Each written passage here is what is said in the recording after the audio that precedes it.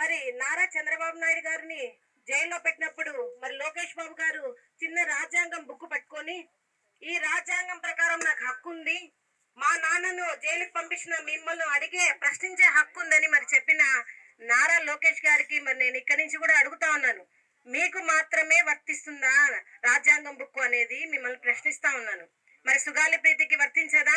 మరి అదే విధంగా మత్స్యకారుడైన అబ్బాయి తల్లిదండ్రులకు వర్తించదా? ఎందుకు వర్తించదు చెప్పండి. మీ నాన్నగారికి ఒక న్యాయము, సుగాలి ప్రీతికి ఒక న్యాయము కాదు కదా. రాజ్యాంగం అంటే అందరికీ అందరికీ ఒకే సమానమైన న్యాయం ఉండాలనే మరి రాజ్యాంగం రాశారు. మరి అదే విధంగా మరి నారా లోకేష్ గారికి ఒకటే అడుగుతున్నాను, రెడ్ బుక్ మీరు ఓపెన్ చేశారు, మంచిదే. అది కేవలం మీ కుటుంబానికి మాత్రమే వర్తిస్తుందా? ఆ రెడ్ బుక్ లో మీ వాళ్ళ పేర్లు, మిమ్మల్ని దూషించిన వాళ్ళ పేరు, మీ ఇంటి వారిని దూషించిన వాళ్ళ పేర్లు మాత్రమే మీరు ముద్దాయిలుగా రాసుకున్నారా?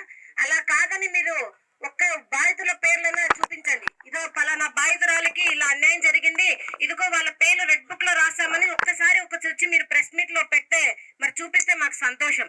మరి అలాగైతే కనుక సుగాలి ప్రీతి కేసుకు చంపిన హంతకుల పేర్లు మీ రెడ్ బుక్ లో ఉన్నాయా నేను అడుగుతా ఉన్నాను. ఎందుకు లేవు లోకేష్ గారు చెప్పండి. మీ ఇంట్లో ఆడవాళ్ళకి ఒక న్యాయము, నా కూతురికైతే ఒక న్యాయం కాదు కదా. మరి న్యాయం అనేది అందరికీ సమానమనే కదా మరి రాజ్యాంగంలో రాశారు. మరి ఎందుకు రాజ్యాంగం మీకు మాత్రమే వర్తించేలాగా చేసుకుంటున్నారు చెప్పండి.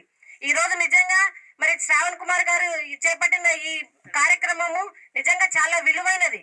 నిజంగానే ప్రభుత్వం వారు, కూటమి ప్రభుత్వం ఎవరో ఒకరు వచ్చైనా సరే కనీసము మాకి నిజంగా న్యాయం చేస్తామని చెప్పాలి.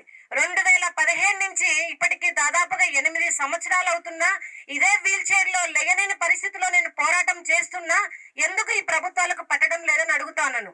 ముద్దాయిలు మీ వాళ్ళైతే కనుక న్యాయం మాకు దొరకదా అని అడుగుతా ఉన్నాను.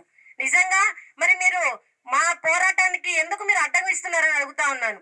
నిజంగా నేను వీల్ చైర్ యాత్ర చేస్తే మీ ప్రభుత్వానికి వచ్చే నష్టం ఏంటి? మీ ప్రభుత్వంలో జరుగుతున్న అన్యాయాలు ప్రజలకు తెలుస్తాయని మీరు నా వీల్ చైర్ యాత్ర ఆపేశారు. ఇంతవరకు ఆగస్టులో మరి జడ్జి గారి దగ్గరికి వెళ్తే వీల్ చైర్ యాత్రది మరి ఇంతవరకు కూడా మనకి ఆర్డర్ రాలేదు. ప్రతి ఒక్కటి అడుగడుగున మమ్మల్ని అడ్డుకుంటున్నారు.